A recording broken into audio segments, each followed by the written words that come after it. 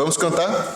1, 2, 3. A alegria está no coração de quem já conhece a Jesus.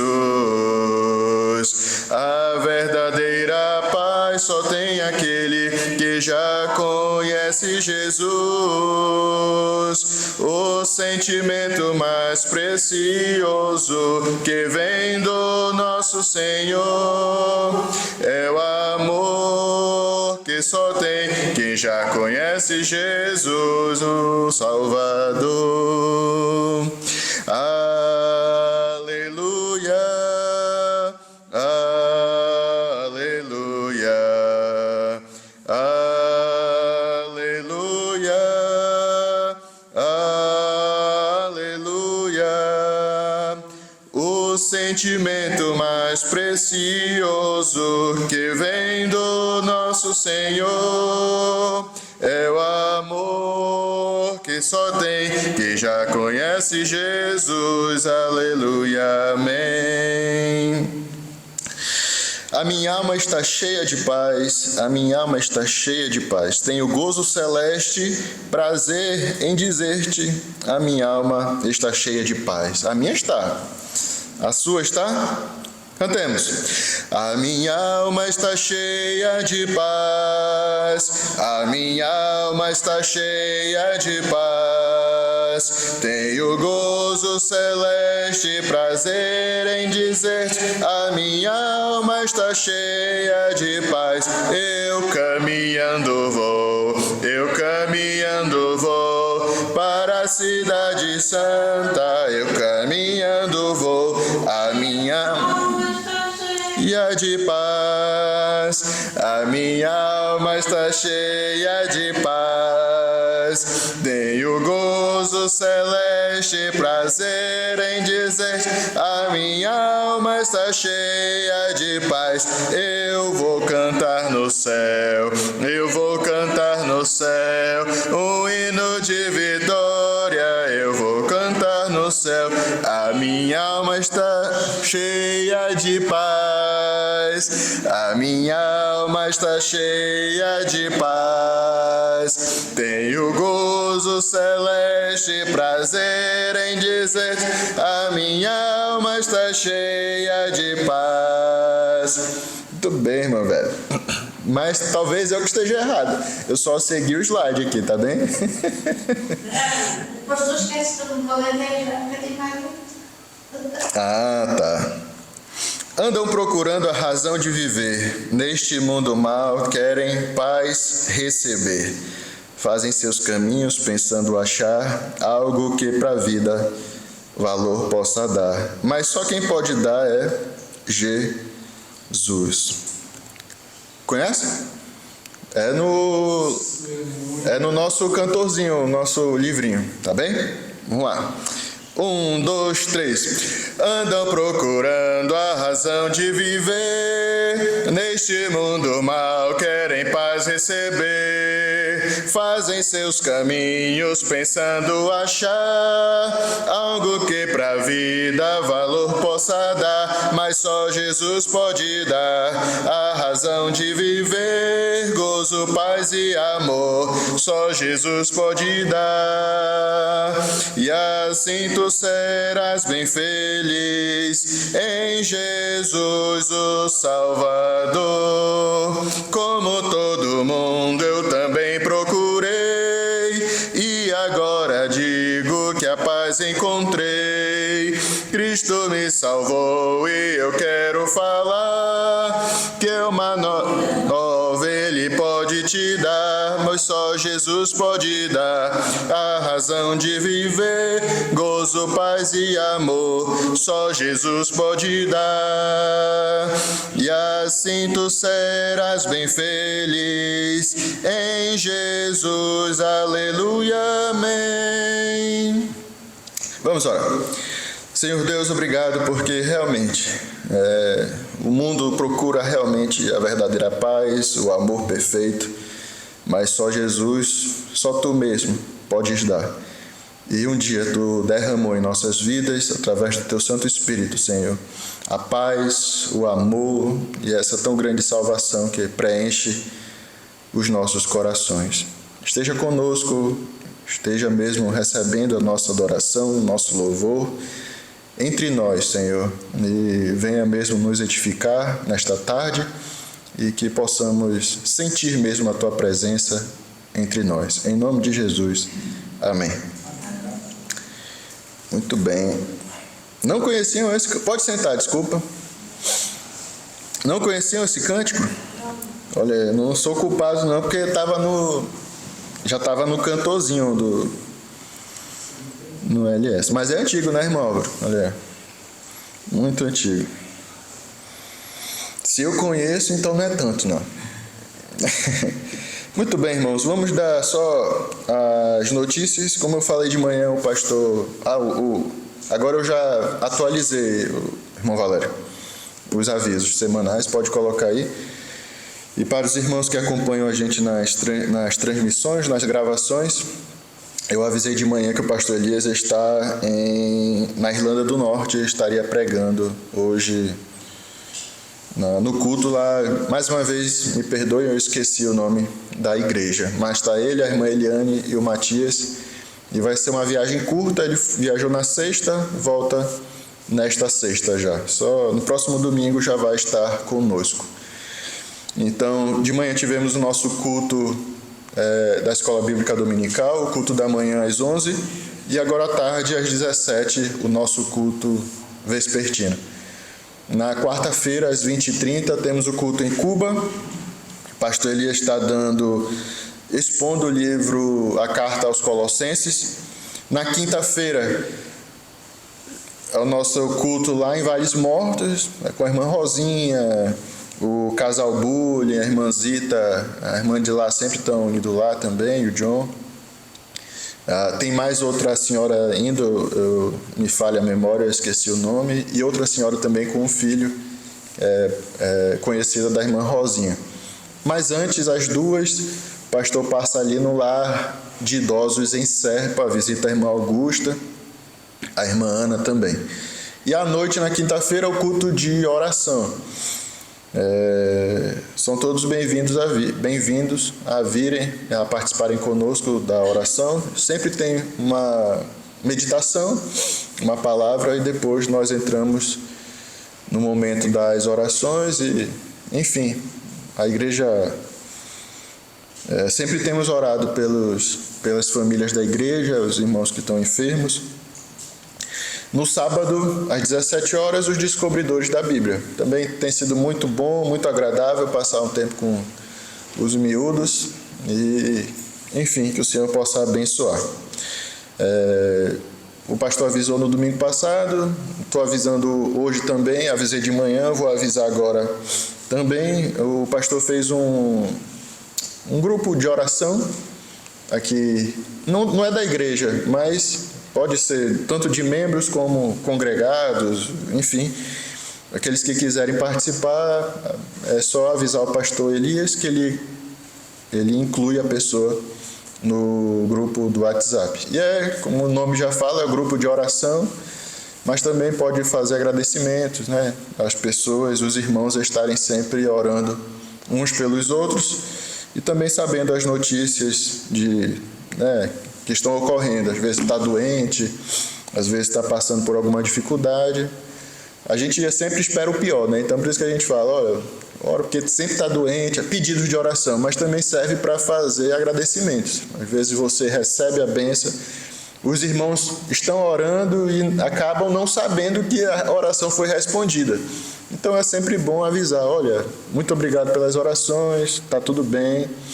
É igual quando aconteceu com o Josuézinho, a gente levou ele no hospital, avisamos os irmãos no grupo que ele estava bem mal, mas aí depois eu falei, olha, né, a medicação está fazendo efeito, graças a Deus, não vamos ficar internados, que aí é para os irmãos saberem e poderem orar mais assertivamente, tá certo? São estes os nossos avisos. Antes da nossa mensagem, convido a ficar em pé novamente e vamos cantar. Este já é um hino do cantor cristão. Eu perdi do pecador longe do meu Jesus. Já me achava sem vigor, a perecer sem luz. Meu estado Cristo viu, dando-me sua mão, e salvar-me conseguiu da perdição. Vamos cantar. 1, 2, 3. Eu perdido pecador, longe do meu Jesus, já me achava sem vigor, a perecer sem luz. Meu estado Cristo viu, dando-me sua mão, e salvar-me conseguiu da perdição. Cristo me amou e me livrou.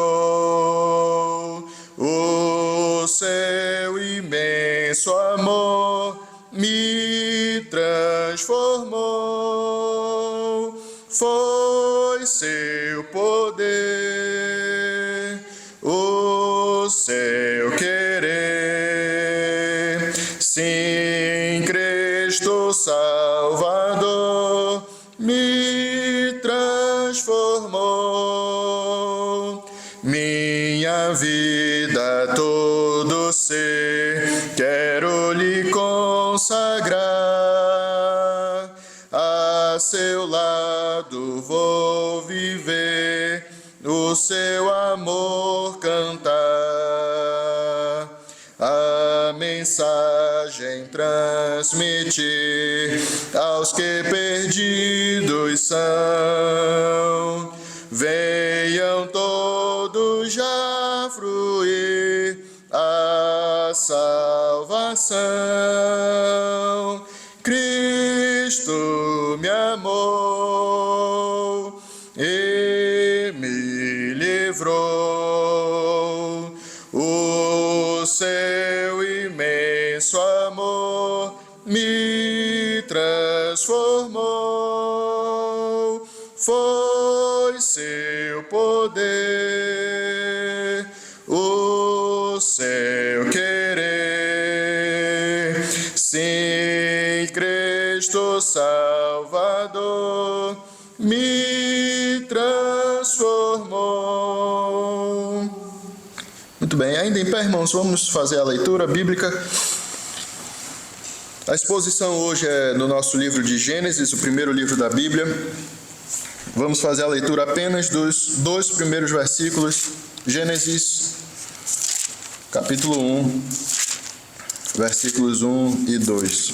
Vamos fazer desta forma. Eu vou ler o primeiro, vocês todos leem juntos o segundo. Então, Gênesis 1, eu leio o primeiro, vocês todos leem o segundo. Diz assim a palavra do Senhor: No princípio criou Deus os céus e a terra. A terra, porém, estava sem forma e vazia. Havia trevas sobre a face do abismo, e o Espírito de Deus pairava sobre as águas. Amém. Vamos orar. Pai querido, esteja conosco neste momento, nos ensinando, nos guiando em toda a verdade, iluminando mesmo as nossas mentes, os nossos corações para a Tua palavra, Senhor. Me livra do erro, da heresia, do engano e fala conosco neste dia. Em nome de Jesus, amém. Podem sentar, obrigado. Irmãos, esse é o terceiro estudo neste livro, né? E estamos ainda na introdução dele. E nós já vimos que este livro não é para... Claro, nós temos aqui nossas Bíblias, nós consideramos ele um livro isolado, né? Digamos assim, Gênesis. Então, tem um livro de Gênesis. Mas, olhando mais a fundo, não devemos olhar como um livro isolado, né? Mas sim como de um todo, né? Uma parte de uma coleção escrita por um homem usado por Deus chamado Moisés, né? A lei de Moisés. Então, Gênesis é o relato de Moisés tratando-se do princípio das coisas. E aí ele vai colocar o princípio do universo, do mundo, o princípio do homem, e cada princípio, digamos assim, a gente pode ver pelo menos em Gênesis 11 princípios. E aí a gente coloca a origem do mundo, a origem do homem, e aí várias origens, né? Então, aí vem genealogia de Adão, depois genealogia de Caim, o princípio depois vem Noé, aí seus filhos, Sem, Cã, Jafé, depois vem ali os patriarcas, Abraão, Isaac e Jacó, e ainda tem José no final, mas enfim, é um livro de inícios, um livro de princípios, né? E aí nós estamos vendo justamente o porquê que foi escrito essa obra, né? Mais uma vez eu digo, não leia Gênesis como um livro isolado, mas como uma parte de uma coleção. Aí eu trago novamente a lembrança, estamos estudando Atos. Quando começamos a estudar o livro de Atos dos Apóstolos, eu falei que era uma continuidade, basicamente, do Evangelho de Lucas. Ele continua escrevendo a Teófilo. É um pouco também assim Gênesis, mas entenda-se como uma obra contínua, né? Gênesis não é algo que, né, Moisés escreveu, pronto, acabei, né? Vou colocar aqui na minha biblioteca, aqui na Biblioteca de Israel. Não, faz parte de um todo. A lei de Moisés ela é entendida como os 5 primeiros livros, e ainda tem a parte de Josué também, mas a lei de Moisés é compreendida pelo menos, vamos colocar desta forma, o Pentateuco, né? Gênesis, Êxodo, Levítico, Números e Deuteronômio. E aí nós vimos a questão do autor, Moisés, vimos a questão das datas, vimos ali a questão como nós podemos acreditar realmente que foi Moisés que escreveu.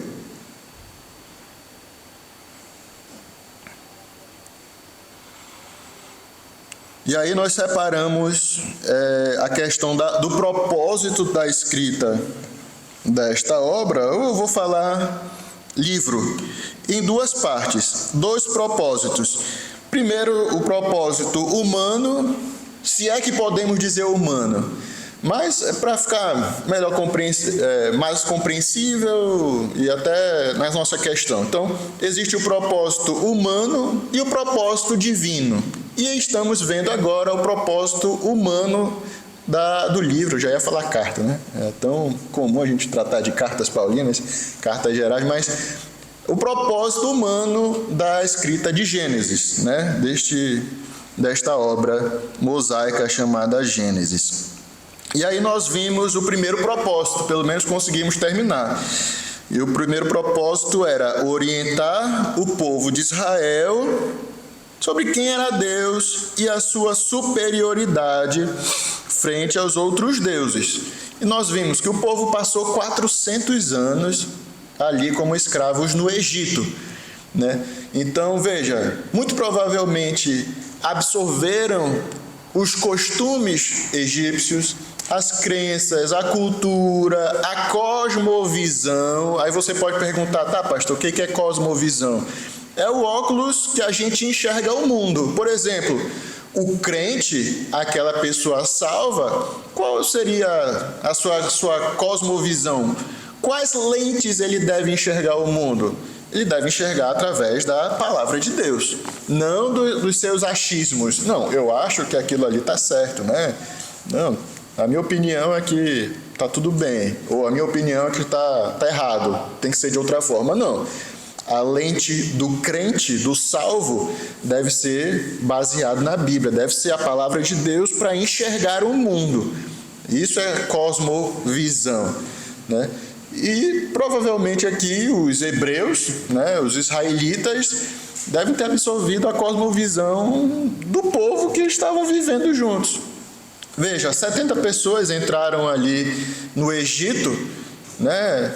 Um povo minúsculo entrando dentro de uma cultura, sendo inserido dentro de uma cultura pagã, uma cultura distante de Deus, que tinha os seus deuses, tinha os seus costumes, e era necessário orientar esse povo e dizer para eles: olha, o Deus que está libertando vocês é esse Deus aqui, não é o Deus Ra, o Deus Sete, não. É o Deus eu sou. E nós vimos isso, só estou repetindo, né? E não só isso, não somente dizer que era o Deus o eu sou, mas que ele é superior a qualquer outro Deus entre aspas, né? Nós sabemos que não existe outro Deus além do Senhor, né? Há um só Deus, que é Deus, o Jeová, o Deus, o eu sou. Além dele não existe outro. Existem demônios, anjos caídos, existe a superstição humana, existe as mitologias, as invenções humanas que criam, e o diabo se utiliza disso para meter o medo, trazer o pavor, trazer a glória que era para ser de Deus para ele mesmo, né? Mas, enfim, vamos utilizar esses deuses.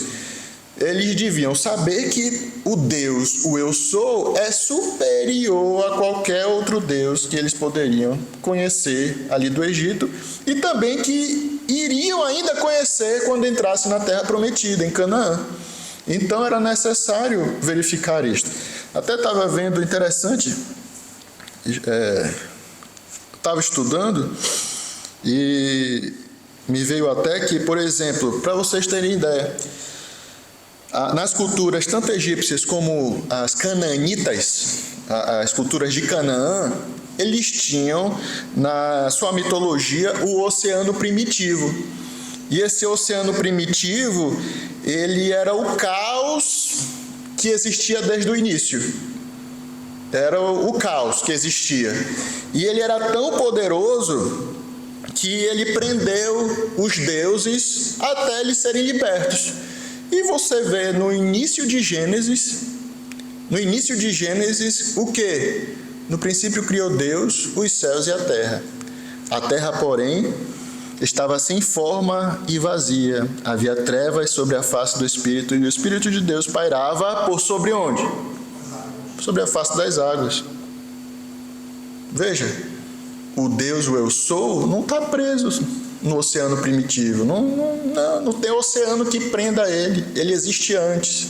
Na verdade, ele está a passear pelas águas que prendem os deuses egípcios e cananitas, né? Você vê então, Moisés abre a visão, o leque, né? Olha, estão nos mostrando mesmo, Moisés está nos mostrando quem é o Deus o eu sou, né?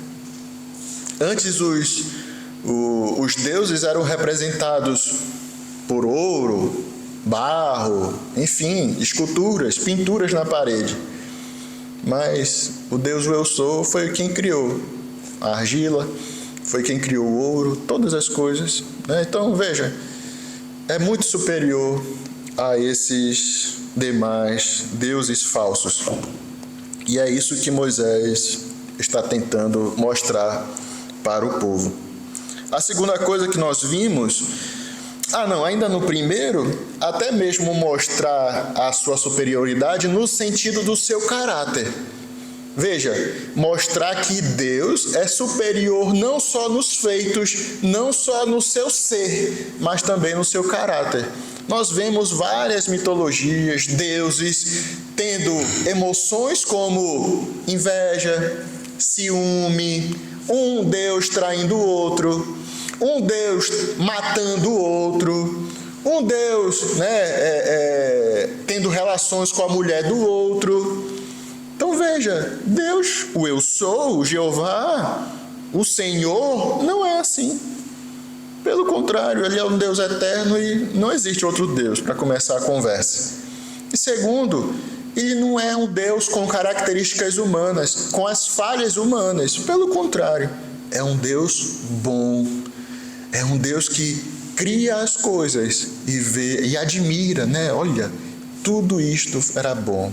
Houve tarde, manhã, primeiro, segundo, terceiro dia, né? Viu Deus as suas obras e ficou muito bom. Criou o homem, depois criou o jardim, colocou naquele lugar para ele poder desfrutar, trabalhar, se deleitar juntamente com a sua mulher. É um Deus mesmo que quer estar junto da sua criação. Enfim, diferente dos outros deuses. Veja, ele não tem inveja do ser humano. Na verdade, o ser humano que quis ser semelhante a ele. Veja, quando a serpente foi lá e falou: olha, Eva, Deus está mentindo. Quando você comer do fruto, você vai ter um conhecimento disso, vai ser semelhante a ele, conhecer o bem e o mal. Olha aí, ó. A mulher foi lá e comeu, né? Enganou a mulher. Então, não, pelo contrário, é um Deus bom, um Deus justo, um Deus amoroso, um Deus que está sempre mesmo acessível a quem o busca. Então, é isto, né? Então, a primeira coisa, propósitos humanos, vamos dizer assim. Primeiro é orientar o povo de Israel sobre quem era Deus e a sua superioridade frente aos outros, sobre os outros deuses. Deuses, coloque aí umas aspas, né? A gente já falou sobre isso. Não existem outros deuses. A segunda coisa, nós começamos que o segundo propósito era orientar o povo de Israel sobre o que Deus iria requerer deles, né? E a primeira coisa que nós vimos foi sobre a comunhão. Nós acabamos de ver, antes os deuses pagãos, os deuses falsos que os egípcios adoravam, os deuses cananitas também requeriam, eram deuses mesmo que eram, digamos assim, um pouco inacessíveis, né? Vocês estão lá, vocês querem chegar a mim? Não, então, no caso de Moloque, sacrifique um bebê, sacrifique o seu filho, passe o filho no fogo, né? Deus cruel, um Deus muito cruel. O outro não, só pode ter acesso a ele para ser julgado depois que morrer. Aí vai pesar o coração, né? Ver se vai pesar mais que a pena, né? Ali na mitologia egípcia.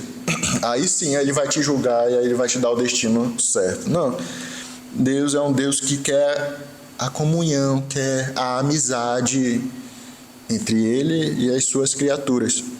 E aí nós vimos, a primeira coisa foi com Adão. Nós vimos que Adão, ele foi criado por Deus e vimos que Deus percebemos o quão era comum ter ali a visita de Deus no entardecer, né? Quão maravilhoso deveria ser receber a visita de Deus, estar na sua presença, conversar. Como é que foi o teu dia, Jorge? Né? Foi bem? Foi mal? Teve dor de cabeça para dar nome aos animais, né? Eva, aconteceu alguma coisa entre você e Eva, né? Mas é interessante. Depois nós vimos, depois de Adão, claro, eu só fui pontuando, mas a gente poderia colocar em seguida Enoque. É um belo exemplo. O que aconteceu entre Deus e Enoque? Uma comunhão profunda a ponto dele ser trasladado, Deus o tomar para si. Mas deixa Enoque para um outro exemplo aqui. Mas nós pulamos de Adão para Abraão. E nós vimos que Abraão conseguiu o título de... Como é que a Bíblia chama Abraão? Amigo de Deus. Já pensou? Ser amigo de Deus. Depois nós pulamos de Abraão para o povo de Israel. Deus quis ter comunhão com o seu povo também. Quando ele quis se apresentar ali no Monte Sinai. O povo passou pelo Mar Vermelho e no momento que Deus dá os 10 mandamentos, ele pediu para Moisés: Moisés, prepara o povo, pede para eles se santificarem, se limparem, que eu vou descer no monte e ninguém encosta, porque eu sou um Deus santo. Aquele que encostar, seja homem, mulher, criança, seja animal, vai morrer, vai ser consumido.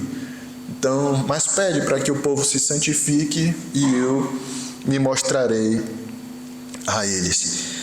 E aí, a gente viu isso em Deuteronômio 5, 1. Chamou Moisés a todo o Israel e disse-lhe: ouvi, ó Israel, os estatutos e juízos que hoje vos falo aos ouvidos, para que os aprendais e cuideis em os cumprirdes. Versículo 2 de Deuteronômio 5. O Senhor nosso Deus fez aliança conosco em Horebe. Não foi com nossos pais que fez o Senhor esta aliança, e sim conosco, todos os que hoje aqui estamos vivos. Veja, versículo 4. Face a face falou o Senhor conosco no monte do meio do fogo. Veja, Deus querendo ter comunhão. Tanto que o povo teve medo, disse: não, Moisés, fala tu com Deus e nós te ouviremos, mas não fale o Senhor conosco para que não morramos. Mesmo assim, na sua graciosidade, na sua misericórdia, nós vemos ali no decorrer do Êxodo, Deus dando as medidas para a construção de uma tenda, um tabernáculo para ele habitar no meio do povo. Veja, que Deus habitaria no meio de seu povo como Deus habitou, cuidando dele, estando lá preparado sempre para ouvir as orações, ouvir os pedidos de perdão por meio do sacrifício de animais, querendo ter comunhão com o seu povo. E aí a última parte que nós vimos foi comunhão entre Deus e os crentes, né? Deus não é um Deus do passado. Geralmente a gente fala assim, o Deus de Abraão, de Isaac e de Jacó, colocando as suas, digamos assim, a sua existência como um Deus milagroso, provedor, poderoso, onipotente, onipresente, onisciente, como se fosse lá atrás, e agora não. Ele deixou os crentes, né, ao léu. A gente ora, mas que ele faça a sua vontade. Não, pelo contrário. Muito mais agora, irmãos, nós temos o próprio Deus habitando em nós. Isso não é maravilhoso? O próprio Deus encarnou na pessoa, primeiro, né? Deus encarnou na pessoa de Jesus Cristo, esteve no meio do homem, do ser humano, sentindo os mesmos, digamos assim, sentimentos não pecaminosos, mas sentindo fome, sentindo dor, foi tentado nas mesmas coisas que nós, em nada pecou, morreu, veio aqui para a sua missão, completou, ressuscitou, foi para o céu e prometeu o Espírito Santo, o próprio Deus, sendo derramado em nossas vidas.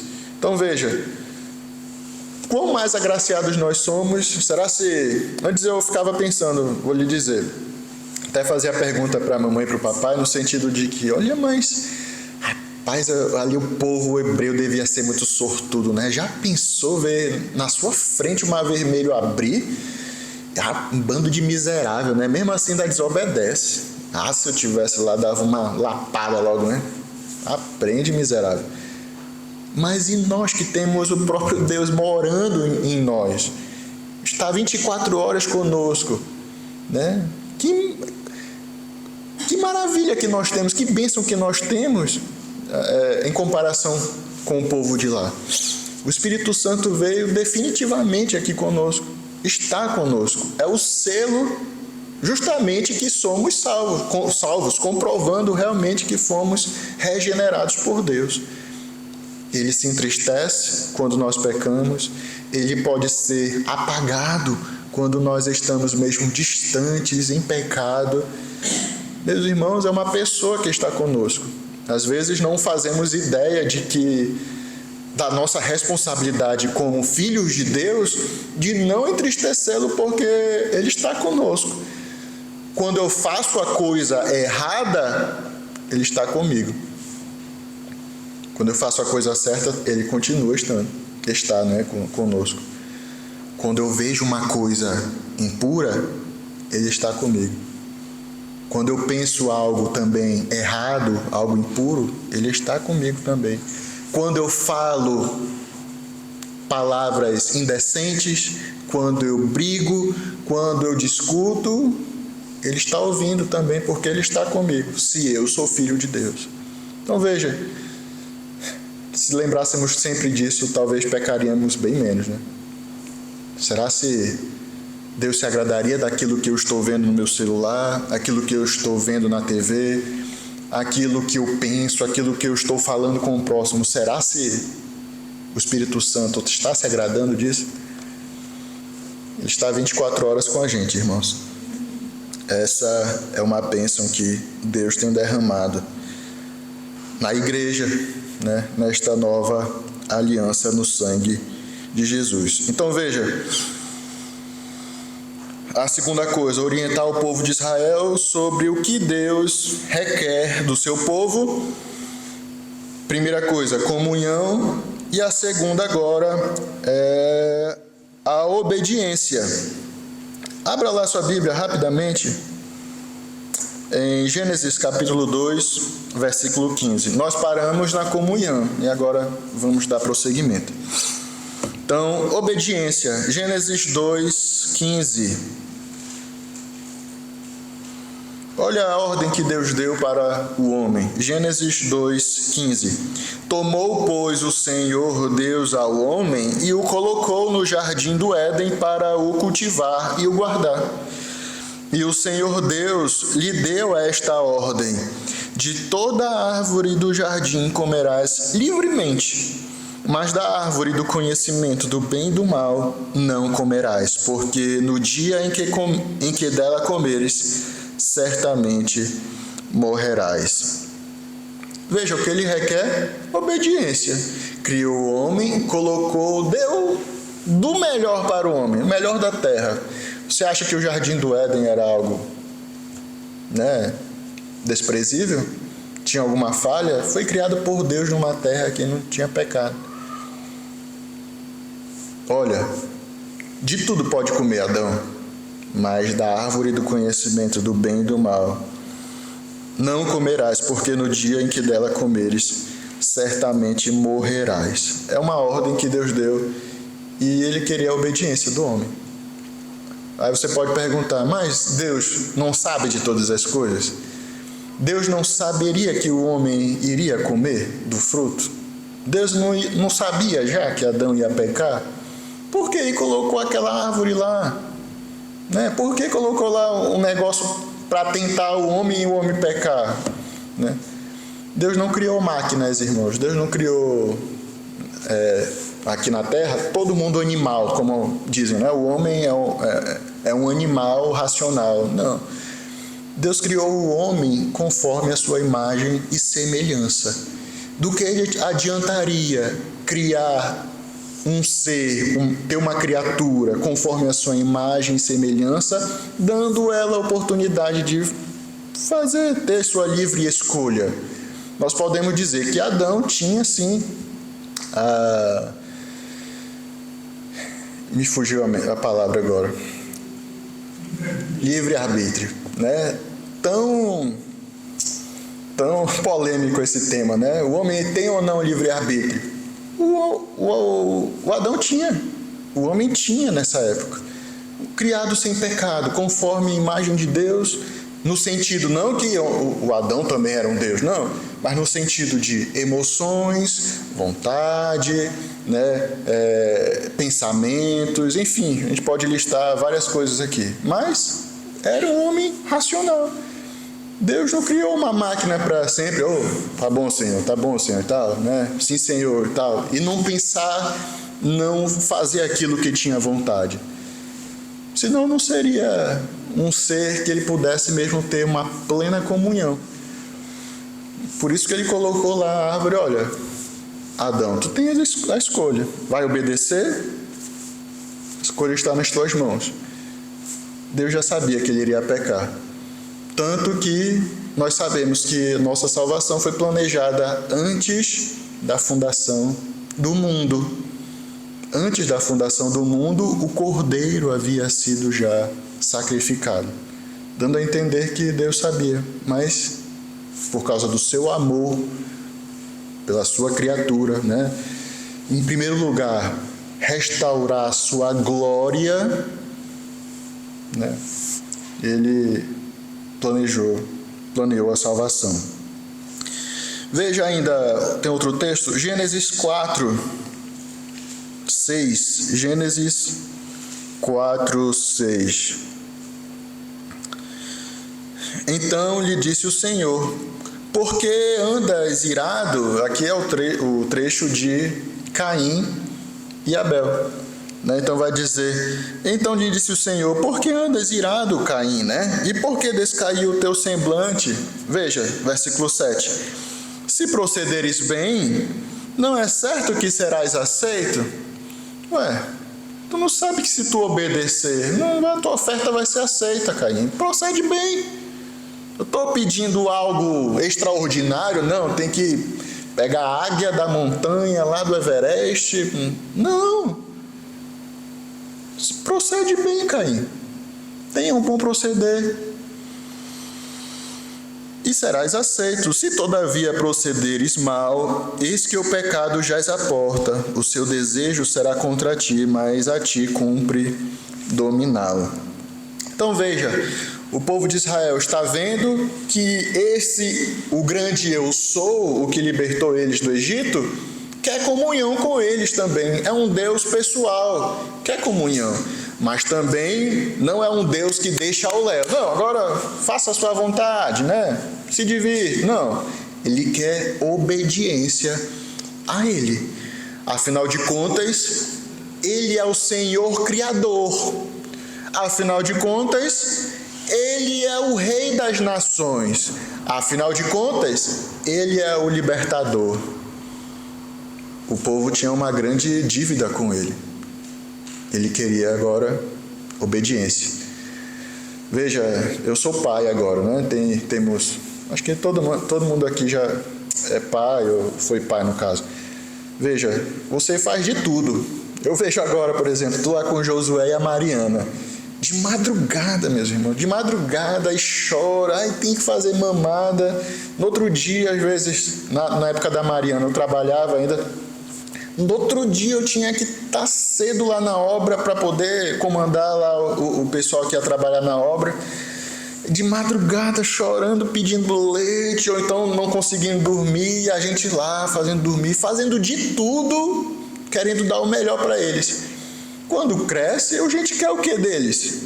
Honra, obediência, submissão, porque a gente já fez de tudo por eles. A gente ama e, poxa, deu a melhor fralda, a melhor mamadeira, claro, né? Quando é possível. Mas a gente procura sempre dar o melhor. Qual é o melhor leite para não golfar, para não ficar com prisão de ventre e tal? A gente faz, eu quero obediência agora. Mariana, obedeça, minha filha. Né?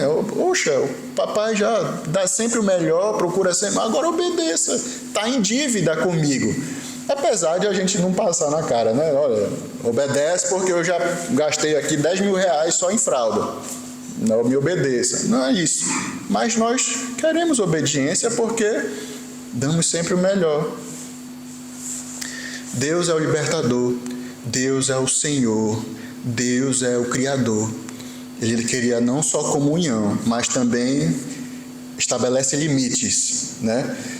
Geralmente, quem está em cargo de chefia, você vê, olha, não, é muito bom ter uma relação entre você e o funcionário. Uma relação boa, agradável, mas precisa ter limites.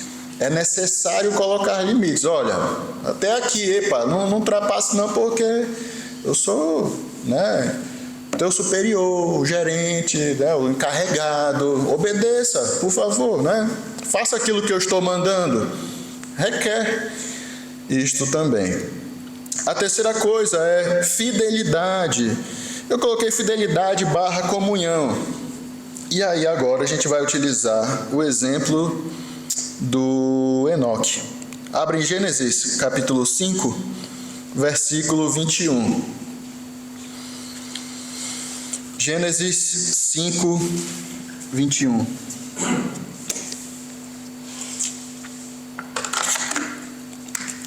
Diz assim: Enoque viveu 65 anos e gerou a Metusalém.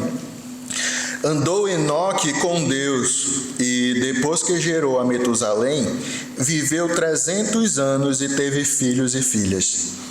Todos os dias de Enoque foram 365 anos.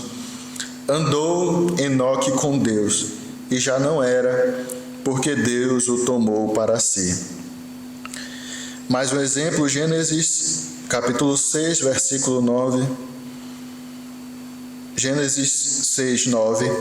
Eis a história de Noé.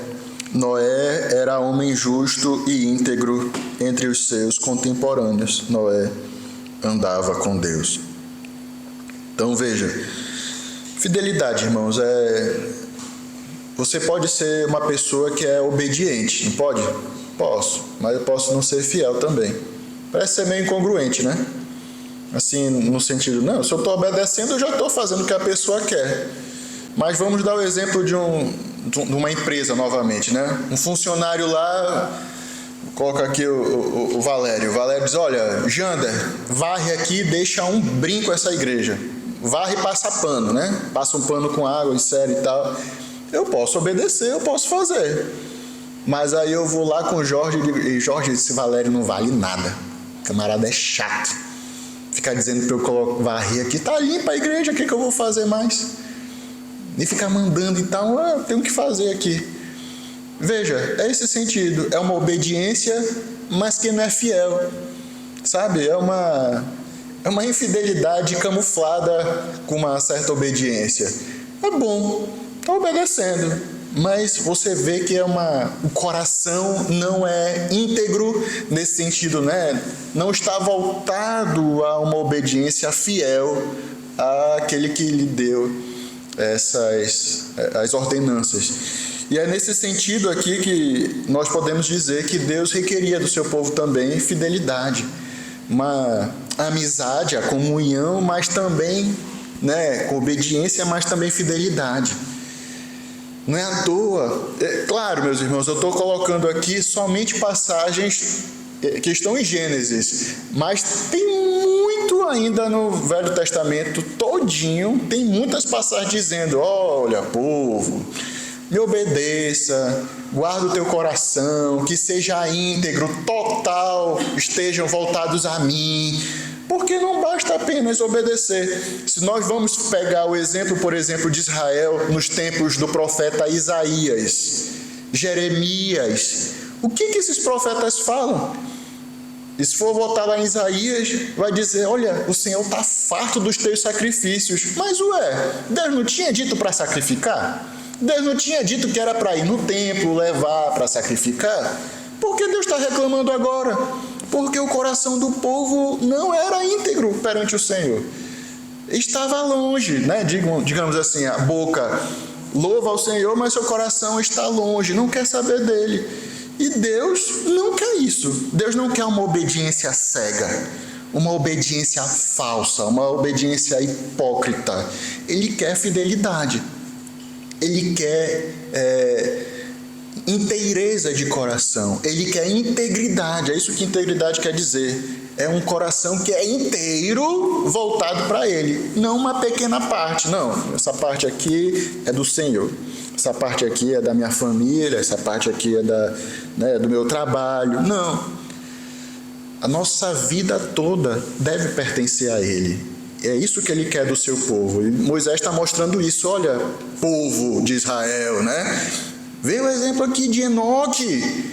Deus se agradou tanto dele que ele foi trasladado. Hebreus vai dizer, ele foi trasladado porque Deus era um homem fiel, seu coração estava totalmente voltado a ele, que Deus o tomou para si.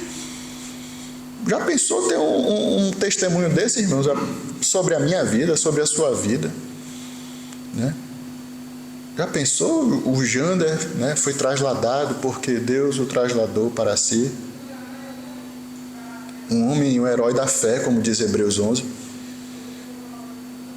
Meus irmãos, isso é um nível de, sabe, de comunhão com Deus, de santidade, é aquela sintonia assim fina que, puxa vida,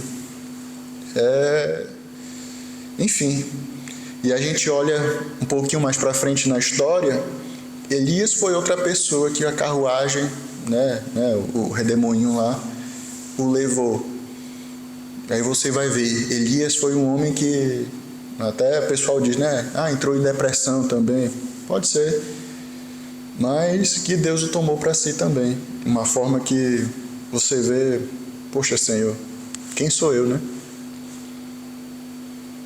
Sou tão indigno de tanta bênção e vendo esses homens aqui da palavra de Deus, só me anima a prosseguir, né? Só me anima mesmo a minha régua, ao meu nível, tentar sempre alcançar esse nível de santidade, esse nível de comunhão, esse nível de amizade com Deus. Então veja, primeiro nós vimos comunhão, obediência e agora fidelidade. A terceira coisa, retidão. A quarta coisa, retidão. Abra sua Bíblia em Gênesis, capítulo 17, versículo 1. Gênesis 17, 1. Vai falar já sobre Abraão. Olha o que está escrito aqui. Quando atingiu Abraão a idade de 99 anos, apareceu-lhe o Senhor e disse-lhe: Eu sou o Deus Todo-Poderoso. Anda na minha presença e ser perfeito.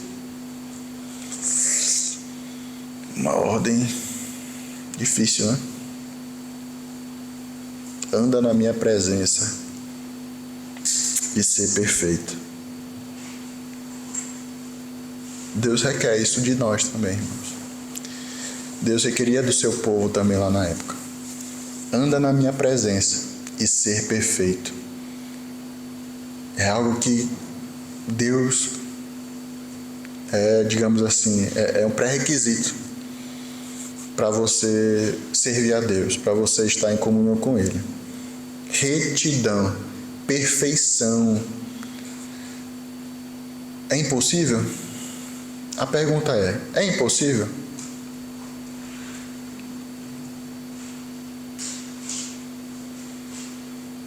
Meus irmãos, neste mundo para o homem, na verdade, é impossível. Mas com o Espírito Santo em nós habitando, isto é possível. Porque nós temos Deus em nós. Claro, dividimos duas naturezas no mesmo corpo. Uma natureza carnal e outra natureza espiritual. Quem ganha nessa batalha é quem está mais forte, é quem está mais alimentado, é quem está mais, sendo ali municiado. Se a sua vida espiritual, você vai ser mais parecido com Deus. Você vai ser cada dia mais santificado, mais perfeito nesse sentido.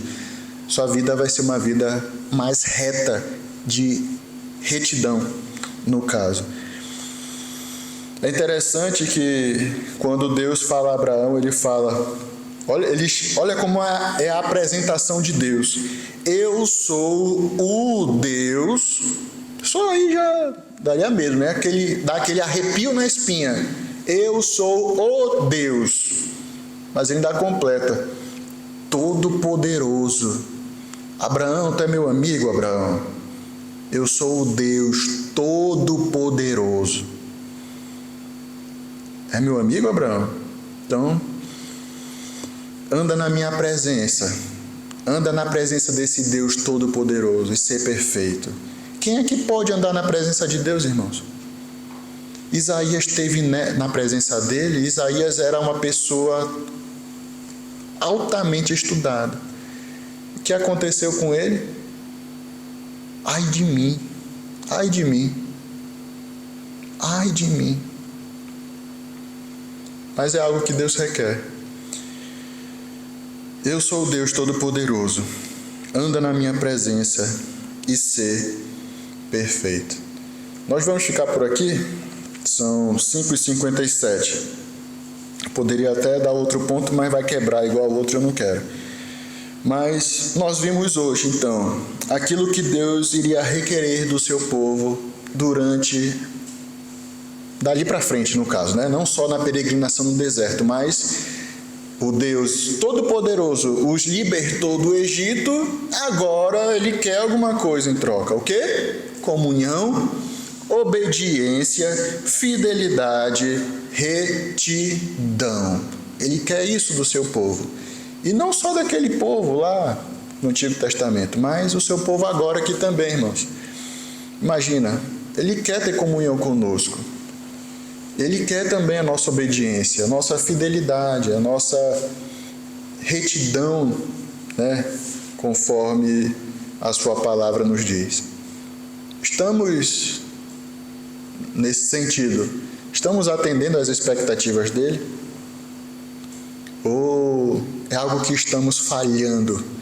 Veja, uma coisa vai depender da outra. Eu só vou ter plena comunhão se eu andar retamente, se eu tiver mesmo essa vontade de querer obedecê-lo, essa fidelidade. Uma coisa vai levando a outra. O ápice disso tudo é plena comunhão com Deus. Se eu falho em alguma coisa, eu não vou conseguir ter plena comunhão com Deus. E a partir dessa comunhão com Deus, essa plena comunhão com Ele, aí sim nós conseguimos inclusive ter comunhão com a nossa família espiritual, comunhão uns com os outros. Então, primeiro, eu estou atendendo aos requerimentos de Deus? Eu estou sendo obediente à sua palavra? Aquilo que Ele requer de nós, eu estou conseguindo praticar? Eu estou conseguindo viver? Ou é algo que eu estou falhando como um cristão? Como nós vimos de manhã, arrependa-se e converta-se, né? E Ele está sempre pronto a perdoar. Ele é longânimo, compassivo, paciente, bondoso, tardio em irar-se. Amém? Vamos orar. Para próximo estudo, eu já vou dar um spoiler, né? O terceiro propósito, então vimos o propósito, apresentar Deus e a sua superioridade. Segundo propósito, mostrar aquilo que Deus iria requerer do seu povo. E o terceiro propósito agora é explicar o motivo da lei para o seu povo. Veja, o povo não saiu como, digamos assim, uma nação pronta, né? Eles foram libertos do Egito, começaram vagando pelo deserto e Deus deu a lei para eles. Por que Deus deu aquelas leis para eles? Porque era necessário, né? Digamos assim, guardar o sábado. Porque era necessário, por exemplo, ter uma mulher só, né? Por que tudo isso é necessário? Então, terceiro propósito, mostrar, né? Explicar o motivo da lei de Deus para o seu povo. Isso vai ficar para o próximo estudo, se o Senhor permitir. Vamos orar? Senhor Deus, obrigado, porque realmente, Senhor, Tua palavra é tão atual, tão útil para nós nesses dias difíceis que vivemos, Senhor. E só podemos pedir o Teu auxílio, a Tua ajuda para conseguirmos viver conforme Tu queres, Senhor. Nos ajuda mesmo a termos essa vontade de andarmos retamente na Tua presença, termos essa fidelidade do nosso coração ser inteiramente Teu, Senhor.